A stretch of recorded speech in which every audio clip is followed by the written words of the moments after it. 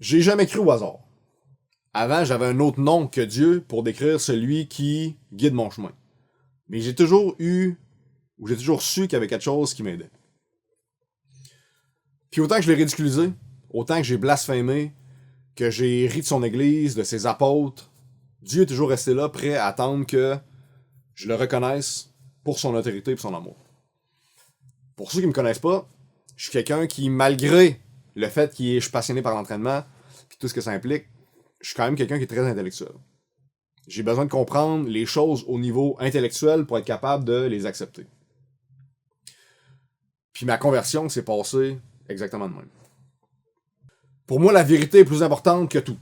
Puis surtout plus importante que le confort d'un mensonge culturellement accepté. Et ma recherche de vérité m'a amené il y a plusieurs années à être convaincu que mon ennemi mortel, c'était l'Église catholique. À cette époque-là, je suis devenu un païen. Pour moi, le vrai culte, la vraie religion, c'était pas celle des hommes stupides, mais celle des éléments. Fait que je glorifiais les éléments. Le soleil, la nature, la forêt, les astres. Puis avec ma gang de païens, on faisait ce que je croyais être la vraie religion, celle qui nous avait été cachée, celle qu'on nous avait enlevée même, la seule qui avait vraiment du pouvoir. Donc on célébrait les solstices, les équinoxes, comme nos ancêtres l'avaient fait avant nous.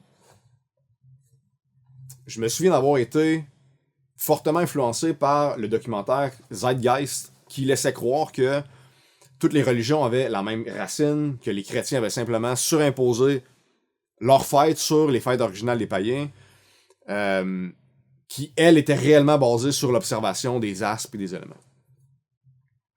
Dans l'armée, plusieurs fois, pendant nos fêtes régimentaires, on allait à la messe. Puis moi, je restais à l'extérieur, où je faisais exprès de déranger, de ridiculiser la cérémonie. Je me souviens entre autres d'une fois où est-ce que, dans le Grand Nord, quand l'aumônier avait fait une prière pour nous protéger avant de partir en excursion, au lieu de me mettre à genoux comme les autres, je m'étais levé debout puis je m'étais tourné face au soleil en signe de défiance. Puis j'étais persuadé que l'Église était la responsable de m'avoir enlevé mes propres racines. Ce qui est évidemment totalement l'inverse, mais c'est ce que je croyais à l'époque. Puis au fil du temps, il y a quelques trucs qui m'ont indiqué que ce que j'avais assumé, les croyances que j'avais, c'était pas la vérité que je cherchais. Premièrement, un jour, je me suis posé comme question, je glorifie le soleil, c'est bien beau, mais qui l'a mis là? D'où il vient? Puis en un claquement de doigts, ma conviction venait de disparaître. Dans le fond, j'adorais la création de Dieu au lieu d'adorer Dieu directement. Et la deuxième chose qui m'a mis la puce à l'oreille que j'étais pas dans la bonne track, c'est que la communauté que je fréquentais s'est mise totalement à centre déchiré. Des mariages ont été rompus, des amitiés brisées, il y a eu de l'adultère entre différents couples, ça a totalement dérapé. Puis à mon niveau, peu importe les croyances religieuses que j'avais, je suis toujours resté quelqu'un de relativement très conservateur. Puis mon union avec ma femme est non négociable. La stabilité de ma famille est non négociable. Fait que tous ces rebondissements-là, ça correspondait pas à l'image que j'avais d'une communauté qui est respectable. C'est dans le même temps que je suis sorti de l'armée puis que j'ai ouvert mon gym à Québec, le Barbare Gym. Fait que je me suis retrouvé loin de toute cette communauté-là.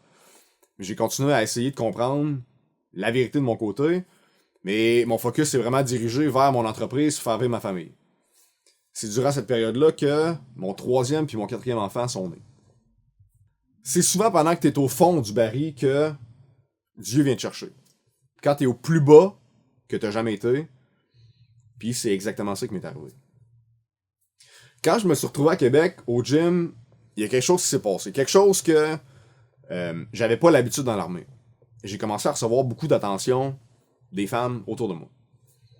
Puis l'autre affaire, c'est que j'ai pris plein de confiance en moi, puis j'ai découvert que, pour moi, la game entre les filles, là, c'est vraiment facile. Fait que tout ça a créé un genre de cocktail explosif. J'ai commencé à l'échapper.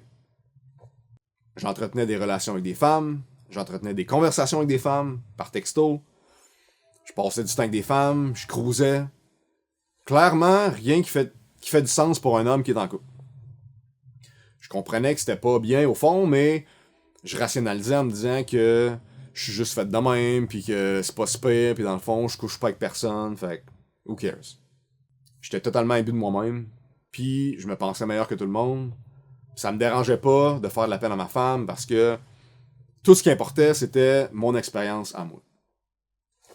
Puis un jour, il y a une fille totalement random qui m'a rajouté sur Facebook. Ce qui est rare parce que, dans le temps, mon Facebook, il y avait un faux nom, il était caché. Selon moi, c'est le démon qui m'envoyait cette fille-là parce que, dès la première conversation, j'étais envoûté.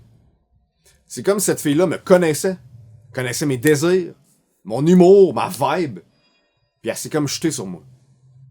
Pendant plusieurs mois, en secret, on s'est envoyé des messages, jusqu'à ce qu'un jour, sans dire à ma femme, je suis allé chez eux. J'ai passé une partie de la nuit là-bas, puis même si c'est rien passé physiquement, passer du temps avec une autre femme, autre que ta femme, clairement, que ça fait partie de quelque chose que tu devrais pas faire comme homme marié. C'est créer une intimité, dans le fond, que t'es pas supposé avoir. Puis le soir, quand je suis revenu à la maison, c'est là que j'ai décidé que ça avait vraiment pas de sens. Ma femme m'attendait, était en larmes, était en crise. Je me sentais totalement minable. Pourquoi est-ce que je t'ai rendu si loin de ce que j'ai toujours voulu être?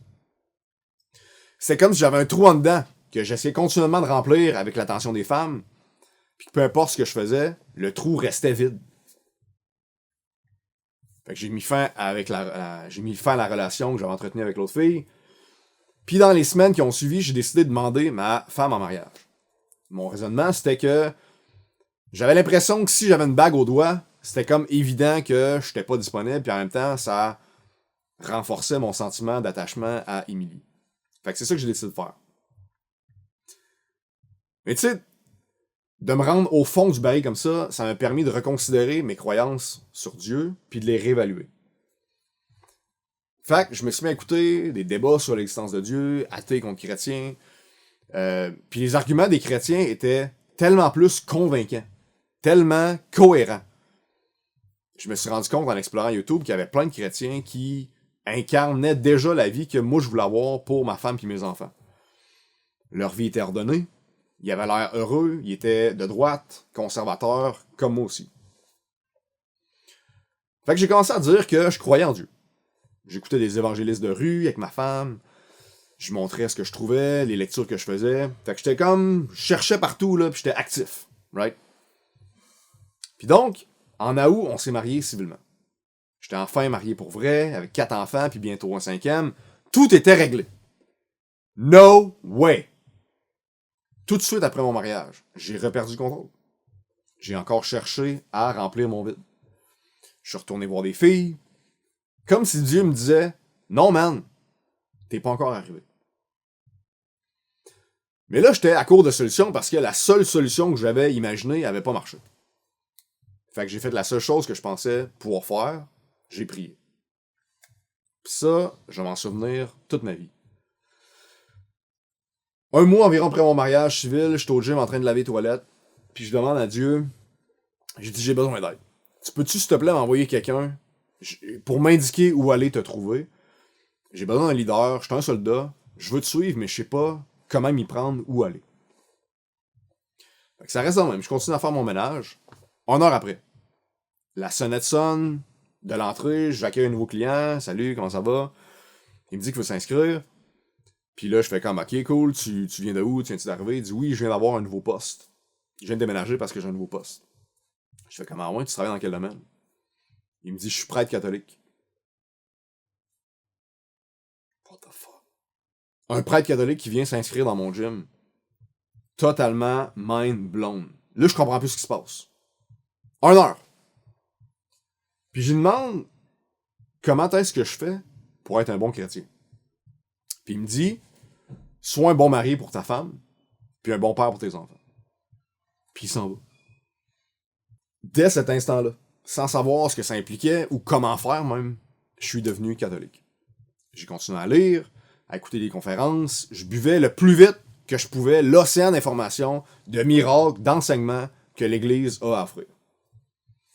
Quelques semaines après, je réalise qu'un catholique, ça doit garder le dimanche pour Dieu puis aller à l'église. Fait on est allé à l'église la plus proche le dimanche suivant. Pendant la semaine, je tombe sur une entrevue d'un gars sur YouTube qui parle de la messe en latin. Puis il dit à quel point c'est beau puis tout. Ok, messe en latin. Fait comme c'est quoi ça? Fait que je fais une couple de recherches puis je réalise que l'église à 5 minutes de chez nous donne la messe en latin. Fait que le dimanche suivant, je dis à ma femme, on s'en va à une nouvelle église. Elle fait, alright. Quand on arrive à la messe, je check, puis je reconnais que le prêtre qui donne la messe, c'est le prêtre qui était venu s'abonner à mon gym. And the rest, basically, is history. Alright? Puis je veux terminer sur ce qui a le plus changé pour moi avec ma conversion. Avant, je me disais que tout ce que j'ai accompli, c'est grâce à moi. Check ce que j'ai, check ce que j'ai fait. Tout ça, là, c'est moi. Puis aujourd'hui, je peux honnêtement remercier Dieu à chaque jour pour tout ce qu'il m'a donné. Parce qu'au fond, je mérite absolument rien de ce qu'il m'a donné gratuitement. Je mérite pas ma femme, je mérite pas mes parents, je mérite pas que mes enfants soient en santé, je mérite pas d'avoir la santé moi-même, je mérite pas de vivre dans un pays qui est en paix. Je mérite rien de tous les talents que Dieu m'a donnés, encore une fois gratuitement. C'est comme un menuisier qui se vanterait de faire une table en bois magnifique, alors qu'il a accès aux meilleurs bois, aux meilleurs outils, qu'il a les meilleures mains, qui a été mentoré par le meilleur menuisier qui existe sur la planète, puis qu'il a tout le temps qu'il veut. J'espère bien que tu vas faire une belle table, mon homme. T'as pas d'autre choix, en fait. Fait que, j'espère que ça a répondu à une couple de questions, puis que ça a été intéressant. Normalement, là, je parle plus là, d'entraînement, de mindset pour devenir un super Chad. Mais je trouvais ça important de faire mon témoignage pour celui qui m'a tout donné. Puis la prochaine fois, si ça vous dit, ben je vous parlerai de mes petites mésaventures que j'ai eues avec le démon.